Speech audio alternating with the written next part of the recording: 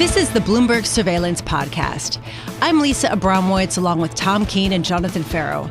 Join us each day for insight from the best in economics, geopolitics, finance, and investment. Subscribe to Bloomberg Surveillance on demand on Apple, Spotify, and anywhere you get your podcasts, and always on Bloomberg.com, the Bloomberg Terminal, and the Bloomberg Business app.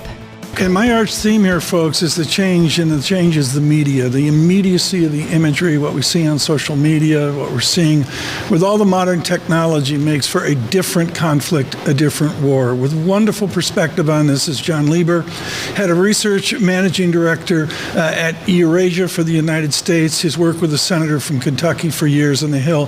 Hey, Jon, honored to speak to you. I want to go back to your classroom at Tufts University years ago. You and I studied 1967 and 1973. This is totally different. And yet, are we fighting the last war? I mean, this conflict has been raging for decades. And, the difference right now, of course, is that Israel is targeting Hamas in Gaza and trying to wipe out their leadership. So it's an enemy that doesn't have tanks and doesn't have planes. It's an enemy that they're trying to, they're going to have to go into civilian areas to target. And, the Israeli Defense Forces over the years have become, have been attacking these lands. And it's really difficult to get after Hamas that way. I think one of the big questions is whether or not there's going to be a ground invasion anytime soon. And I suspect that one of the things Biden is in the Middle East trying to hold off on is that ground invasion because of the risks of these horrible atrocities that happen against civilians in times of war. And that's got to be one of Biden's main objectives, in addition to trying to stabilize the region generally and make sure that, most importantly, Iran stays out of this. Jon, we know what Israel's objective is, the ultimate objective. You alluded to it, wipe out Hamas. Let's talk about how difficult that is to achieve. Where is the leadership of Hamas? Where does the financing for Hamas come from? How do you wipe out Hamas purely just by going into Gaza and having a full ground invasion? Well, obviously you can't. And I think what time has shown is that when going after these terrorist organizations, even when you go after when you successfully take out the head of these organizations, there's other leaders who will rise up. The U.S. has been targeting Hamas financing networks for decades through money laundering efforts. They're going after their ability to conduct financial transactions in crypto. But it's unlikely to me that even if the Israelis are completely successful in this campaign, that the threat on their borders is going to go away because of the fact that there's so much history and anger here. And, getting rid of Hamas probably means somebody else comes up. Especially given all of the protests and anger, there's been some fiery rhetoric out of Iran over the past couple of days threatening some full-scale invasion of Israel if there is any kind of ground escalation into Gaza. How can you read between the lines to understand just how much resolve there is by Iran to get more intimately involved, to order Hezbollah troops to come in from the north? Yeah, that's one of the big questions in this war right now is, does Hezbollah get involved? Does the war expand to Israel's northern border? And I think it's notable and interesting that the U.S. and Israel have really gone out of their way to say, we don't think Iran was directly involved in the attacks against Israel that occurred last weekend. Of course, Iran is complicit in financing Hamas, financing Hezbollah, and giving them support over the years. So right now, it looks like the U.S. goal and the Israeli goal is to keep the Iranians out of it. That doesn't mean you won't see over a longer period of time kind of a shadow war that the Israelis have been conducting against Iran continue. That may not mean direct armed conflict, but it could mean cyber attacks, potentially targeted assassinations and things like that. So far, Iran's giving no indication that it wants to be involved, but is sending really strong warnings that if the Israelis escalate, they could get involved. And that is really what makes the situation such a powder keg. Jon and Tom earlier this morning were really rightly pointing out how little we actually know, how difficult it is to ascertain with any clarity the facts on the ground in a fast-moving war with a lot of sort of people of varying dependency giving information. Jon, how much has the landscape shifted over the past 12 to 18 hours, given all the protests, given the outrage, given the statements from Egyptian and Qatar and Saudi Arabian leaders? bombing at the hospital was obviously a major event in the course of this short war so far.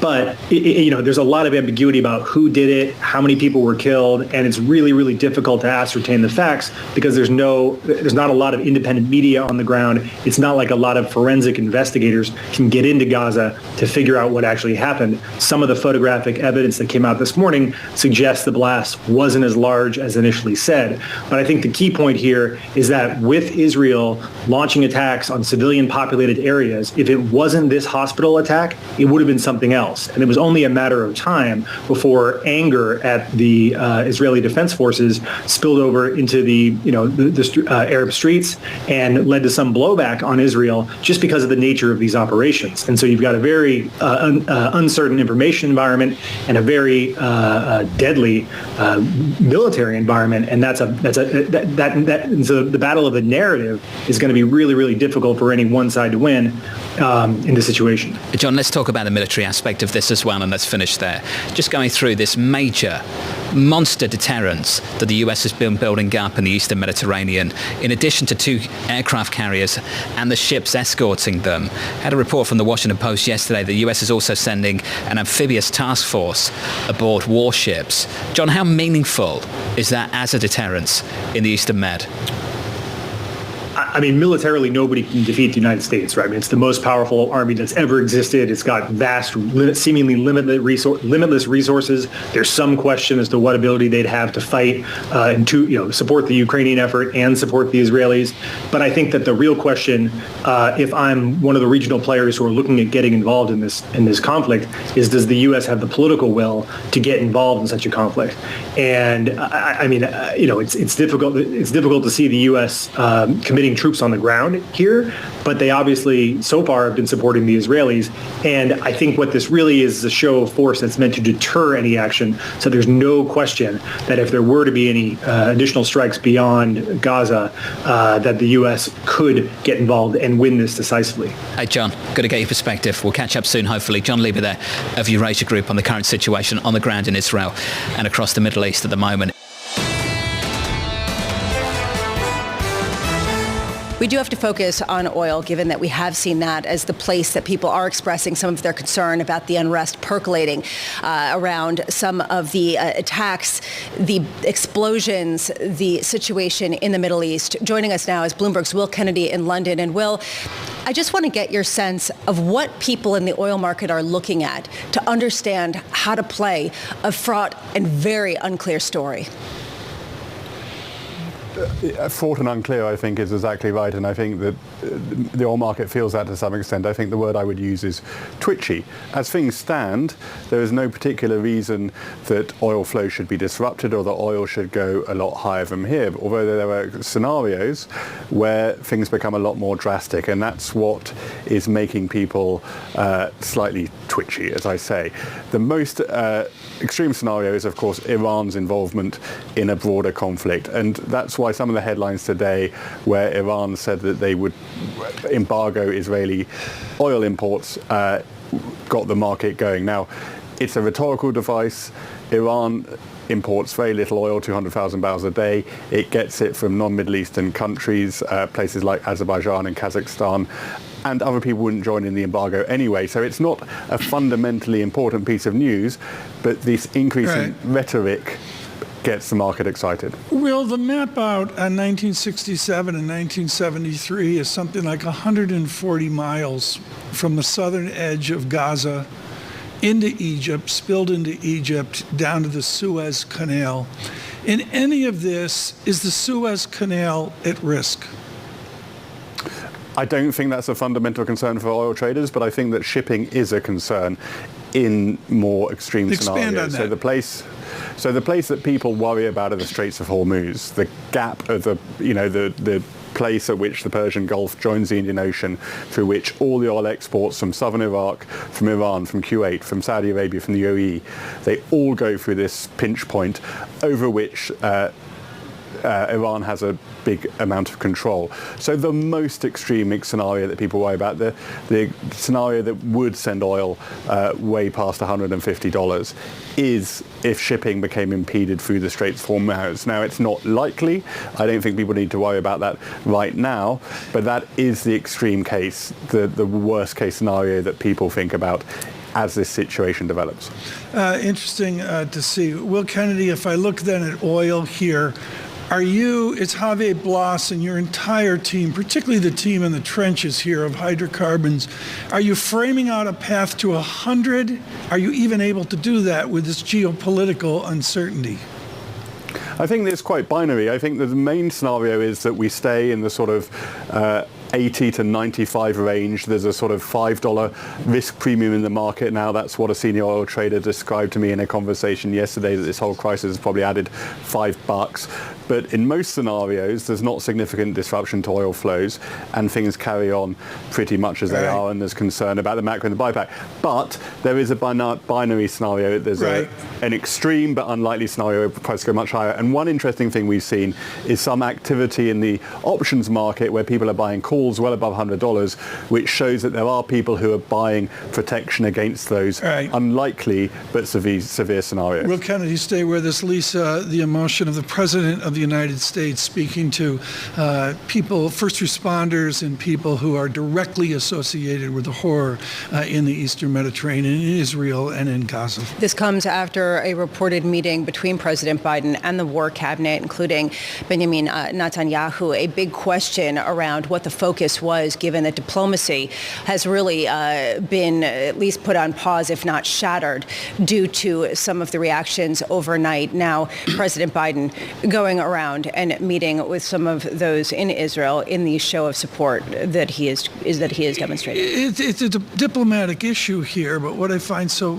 fundamental is the immediacy of this new war, or the immediacy, to take it away from war, of conflict, in that the film is in real time and it adjusts the diplomacy and the optionality in real time. There's a question also about any kind of escalation, which is what people in the market have been watching. I am curious, Will Kennedy with us still here, and I am curious from your vantage point how you interpreted some of the Iranian rhetoric saying that they were going to call for an Israeli embargo on oil, talking about the potential for escalation. How are people in your industry reading through this to understand what's real, what's potentially disruptive, and what's not?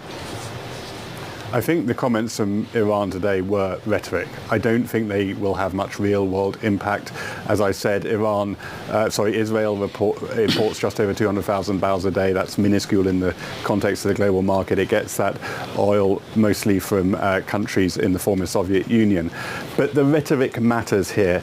The background matters here. And as the situation deteriorates, as Iran's words become more severe, I think that worries traders, that they have to think about worst case scenarios, as I said earlier. And that's the background. They're looking for any signs what worries them about Iran stepping it up.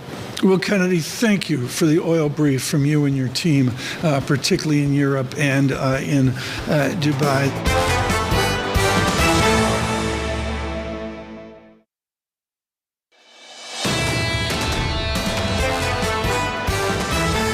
Joining us now with decades of perspective on the shifts in global Wall Street, Gerard Cassidy, to say he's large cap bank analyst at Canada's RBC Capital Markets, barely describes a perspective. Gerard, to rephrase my question to Sonali, where she beat me down and said, Tom, you don't know what you're talking about, let me go to you, Gerard, to save the day. And that is, I'm sensing a new global Wall Street. They really want persistent cash flows. Is James Gorman showing the future to the other banks? Tom, I think you're really onto something, and you've got to give James Gorman credit. He's really changed Morgan Stanley from where it was back in 2009, when it was heavily reliant on trading and investment banking, and is diversified into the wealth management or retail brokerage business, if you want, as well as asset management. And it really comes down to consistency of earnings or consistency of cash flow, as you point out. And that's what Goldman tried to do with their expansion into into the consumer banking business, which has failed miserably, of course, and they're exiting that now. They want the model like a JP Morgan, which is diversified revenue, or Morgan Stanley, which is less diversified than JP Morgan, but is still more diversified than where it was back in 2009. Gerard, as you know, banks have been a pretty lousy investment in the stock market this year. It's JP Morgan versus everyone else. JP Morgan up year to date by 10%, everybody else down, and some of them down hard. Gerard, what separates what's happened at JP Morgan from the rest? Is it just First Republic? John, that's part of it, but the performance for JP Morgan, even prior to them acquiring First Republic, was better than the pack. And I think what you have here is a flight to quality. Everybody knows JP Morgan is one of the premier U.S. global bank. It's demonstrated that with very good results, strong leadership, of course, under Jamie Dimon and his senior management team. And every time, John, we go out and talk to institutional investors, the scar tissue from March and May is very thick, and people are underweight the banks. And when we talk to them, they always tell us, we're underweight the banks, but we own one bank, JP Morgan. JP Morgan is owned around the world. When we look back at this period, Gerard, are we going to say that this was the year that JP Morgan consolidated its heft at the expense of a lot of smaller banks? I would say, Lisa, that what JP Morgan has done is shown that the diversity of revenue and very sharp, very focused management by the Jamie Dimon and his senior team really has demonstrated really strong numbers. We were talking a moment ago, Tom mentioned return on equity. And if you look at the consumer banking business for Bank America under Moynihan, Dimon at JP Morgan, the consumer banking businesses are earning close to 40% return on equity. And as we all know, that's incredibly high for banking businesses. That's what's driving it. And JP Morgan is one of the leaders in consumer banking, and Bank America. They are, though, the leading players at a time when they can be selective for the top-rated consumers, right? And this is something that we pointed out, according to Sonali Basak, our own Sonali Basak, yesterday.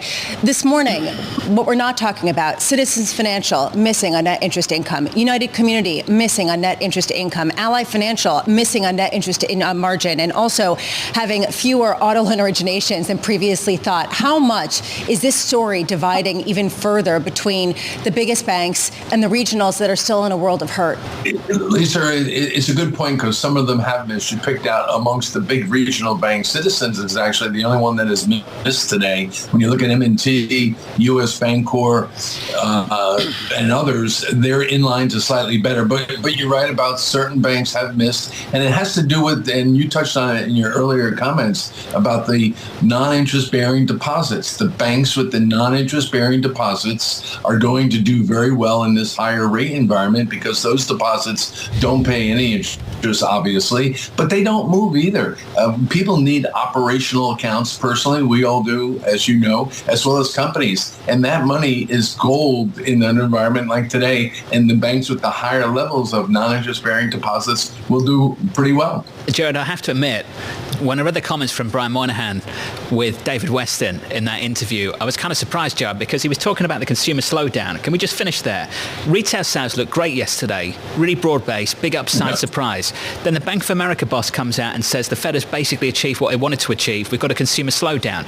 Gerard, is that a consumer slowdown for Bank of America, or is that a broader story for the economy? Which one is it? John, good point. And the cross currents today, it's always easy to say today is more challenging than 10 years ago or during the financial crisis. It's always challenging, but the cross currents today are pretty strong. And you just summed it up very well. So we're hearing from some folks the consumer is slowing down, but then you see the retail sales number, and it was quite impressive. And if you look at the real GDP now number, which comes out of the Atlanta Fed, which is the current estimate for real GDP this quarter, third quarter, is over 5%. It just is crazy. But I would say it's not Bank America specific. And I would say Moynihan, in response to my question on the call, actually, he was pointing out that he thinks it's going to stay around this level. The higher spending a year ago was unusually strong for them, high single digits. Now it's around 4%, should trough out about these levels, but it's still positive growth. They've been more selective about the clients they serve. Lisa and I have been talking about this through the last 24 hours, actually off the back of the data that Sonali shared with us. These credit scores of these customers, Gerard, are so high. Who are they serving in this country? Just a really small slice of the economy? I think they're serving guys like you, John. They're serving all the, the higher quality credits. So it's close to 800, right. Gerard. Don't disrupt it. Yeah, but I'm at 242, so be nice. Talk about it. I'm very focused on it. How's your credit rating? 242. 242. Thank you. But It doesn't go there. But quickly, John, you're bringing up a really good point, and I recommend, I know you guys are busy, but look at their slide they put in their deck, Bank America, where they compared themselves today to 2009. Totally different company, de-risked, and you put your thumb on it. They're going, higher scored consumer as well as corporates. Gerard Cassidy. Gerard, good to catch up. Always is, of RBC. He is Senior Vice President of Stability at Deutsche Bank. Binky Chadha joins us now, Chief Global Strategist, Head of Asset Allocation as well. What an urge to go to cash right now, or go to 5.XX% money market fund. Describe how you tell the Deutsche Bank world, don't go to cash. I think that, if you think about the equity market, you think about earnings, most important, basically fundamental, near and medium term, I would argue. And the story with earnings is a very simple story. They bottomed in the fourth quarter of last year. We've had solid sequential growth in the first quarter, second quarter. We are pretty constructive on what we get in the third quarter. Right. So far, what we've gotten is better than our constructive view, is the way I would put it. But I went back yesterday, Binky, and I looked at World War II, and I went you can do this on the Bloomberg, folks. You look right from Pearl Harbor out to VJ Day, and it was a nice vector up through the nominal GDP of a war economy and all that. Now, this is not an analog to that, sure, but the emotion is still there. Right. How do you contain your emotion when you're asset allocating with bond price down, yield up? So I think actually the S&P 500, the market is controlling its emotions, and I think the reason is it understands pretty well what happened the last time around, which is not very long ago, a year and a half ago, when Russia-Ukraine started. The market sold off. We were down 8%, 3 weeks. We recovered in another 3 weeks, right back to where we were. And so, it just tells you that, by the way, happens to be almost exactly the typical playbook for geopolitical risks and events. And so, given that the market saw this movie not very long ago, it is a bit hesitant, basically, to, do the same thing again. What we had last year, as you know, was an energy shock. Sure. Arguably, in some ways, a little bit more insulated relative to the 70s, given where crude production is in America currently, which is at all-time highs through 13 million barrels a day. The concern now is about America's ability to support these wars. There was a headline yesterday from our team here at Bloomberg that the White House is eyeing $100 billion of Ukraine, Israel, and border aid. Mm-hmm. Can this country afford those kind of things, given where yields are at the moment? Yeah, I think that, it still can. I would say that the rise in interest rates and the focus on the interest cost of the U.S. government, which is not high, but what everybody looks at is the projection going forward, and that's what you should focus. So, it's become a talking point. So it's a good starting point for actually discussing the fiscal sustainability of the U.S. I'd say so far, when interest rates were so low, nobody was really talking about the deficit and what needs to be done about it. You talked about the conditioning of the Russian invasion of Ukraine, the conditioning of the recessionistas that were wrong, and that people are staying put this time around. Does that make this market more vulnerable to an actual pullback in the face of some sort of surprise? Does that make you more concerned about your base case of an above-average rally? I think the way that you want to answer that question is by taking a look, or through the lens, basically, of equity market positioning.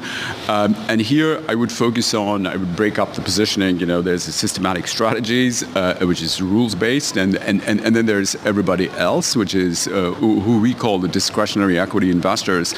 And, in July, they raised their positioning for the first time in more than a year. I would say, it's really a FOMO pressure. We looked for a pullback. You look at that positioning today, it has come in.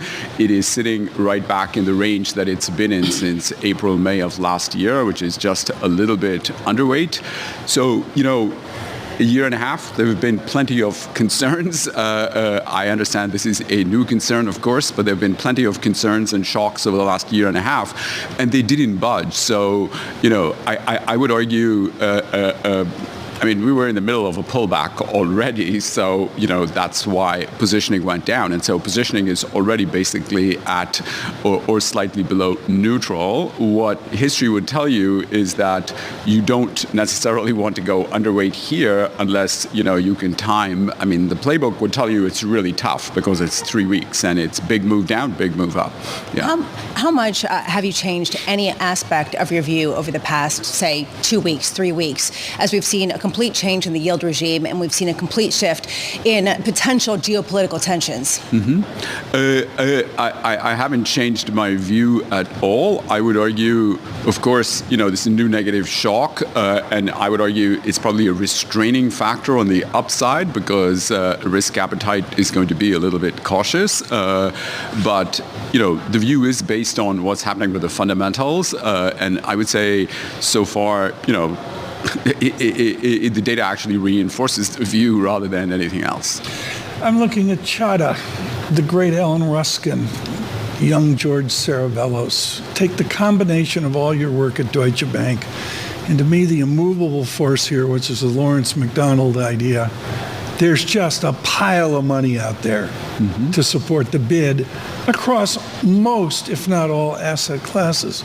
Is that true that you and I have never seen the $1 trillion pile of money that's got to find a warm place to go?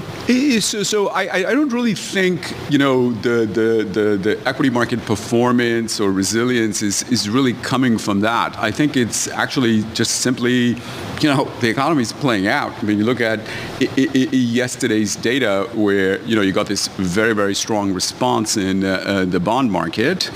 But if you take a look at the data, retail sales is a nominal variable. So the first thing that you should do is look at it in real terms, which will tell you something about the volumes that people are consuming. Once you do that, the picture changes completely. Retail sales, the real retail sales, were growing in a very clear trend channel prior to the pandemic. The pandemic, for reasons that we all know, caused spending to go up, came down a little bit, went sideways for a while. But for the last 9 months, year, including yesterday's data point, there is nothing to see there. We are just growing in the middle of the trend channel. I think the surprise is that everybody's looking for things to fall. It's a year now, and so right. I think it's the expectations that are low rather than. Binky, thank you. Binky Chadha at Deutsche Bank.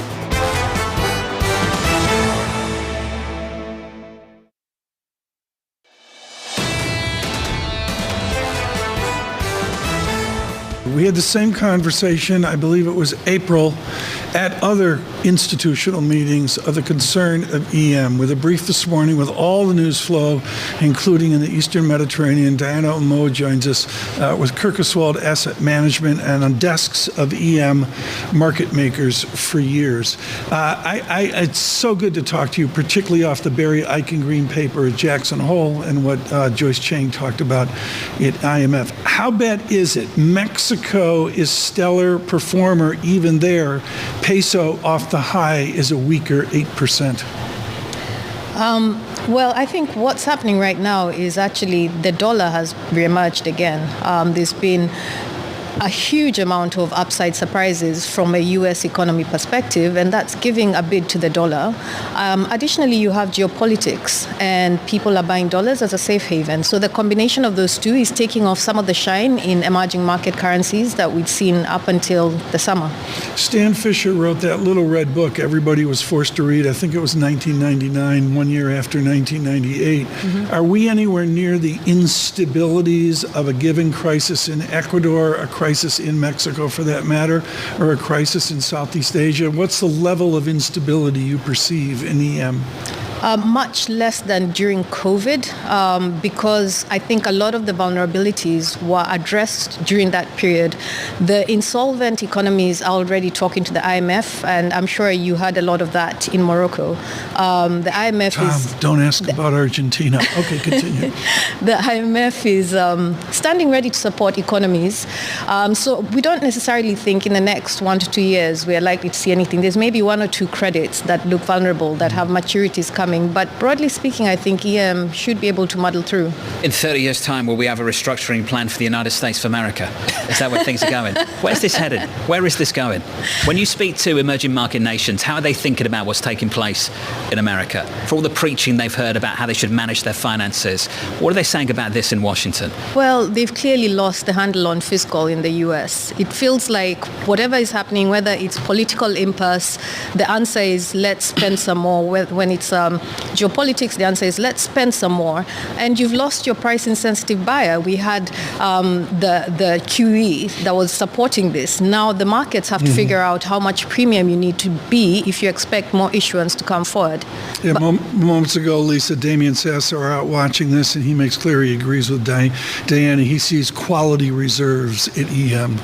Right. And what does quality mean at a time where you've got a treasury yield that is going up and away? Diana, I do want to just sort of put a bow on that point. Are you saying that we have seen the reaction function to weakness? We have seen the reaction function amid a search for safe havens, and treasuries no longer get that bid in a reliable way?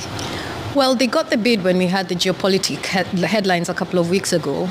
You saw the move in treasuries, which rallied as people still saw them as a safe haven. But despite that ongoing, as soon as we had a bit of stability, markets were quick to unload these treasuries. Because what are we hearing? There's another 100 billion potentially that's going to be spent to support these economies, and markets simply don't have the appetite. Do you think that this pain will be reserved to the U.S. government debt market? Or is it the kind of theory where when the U.S. catches a cold, the rest of the developing world catches a flu? Well, I think there's 2 big elephants in the room, the US and the BOJ, where sovereign debt issues or sustainability have been a concern, but more of a slow-burning concern for a while. Now, while these are playing out, I think they will tend to take everything with them, but it's the speed of the move that matters. And we've had a pretty aggressive move in treasuries. So if, going forward, we say maybe treasuries can go from 4.5 to 5.5, but we're not necessarily going to see that happening in a 6-week period. I think markets can handle that. Where can we hide? Where can we hide in the You know what I'm going to say? Emerging markets. You're actually getting paid to do the work now in EM. EM high yield yielding north of 10%, EM IG yielding north of 6%. Looks like an interesting space. That said, it's not a one-size-fits-all. Tom mentioned Argentina. We still have cases like that look very vulnerable. I think this is a period where if you do your bottom-up security analysis and you know the stories that you're buying really well, there's a lot of opportunities in emerging markets. What about Turkey? Fascinating leadership shift taking place in that country. What is going on? I mean, it's like we had the same outcome in the elections, but it's like a totally different leadership. It's amazing. Yeah, so they've embraced orthodox policies now. They're speaking the market talk, and markets are responding well to that. We've seen aggressive rate hikes and a commitment to actually fight inflation, which is refreshing to see. When you talk about developing markets, I have to think about what's going on right now, in the Middle East, and just wonder how closely you're following this as a potential, not only humanitarian and a question around what's going to happen and how wide the conflagration goes, but what this means for the ability to invest in some of these nations. Well, it's clearly a sad turn of events, and we're obviously following it very closely. I think what the big concern is, beyond the humanitarian cost of lives, is what does this actually mean for, one, the region, stability within the broader region? Are we going to see spillover effects in the Middle East? Are other countries going to get pulled into this? And you've seen actually markets repricing. You've seen CDS in some of these Middle Eastern economies actually move quite high because because markets are assigning a premium that it's a non-insignificant risk that you could see spillover risks coming in. And I think broadly speaking, beyond the Middle East, it's oil prices obviously is the next big one, because you have this potential supply side shock, and that could actually make monetary policy much trickier going forward if you see inflation starting to pick up again. Dana, this was great. It always is. It's good to catch up. Don't be a stranger. Dana Amoa there of Kirkoswald Asset Management. Subscribe to the Bloomberg Surveillance Podcast on Apple, Spotify, and anywhere else you get your podcasts. Listen live every weekday starting at 7 a.m. Eastern on Bloomberg.com, the iHeartRadio app, TuneIn, and the Bloomberg Business app. You can watch us live on Bloomberg Television and always on the Bloomberg Terminal. Thanks for listening. I'm Lisa Abramowicz, and this is Bloomberg.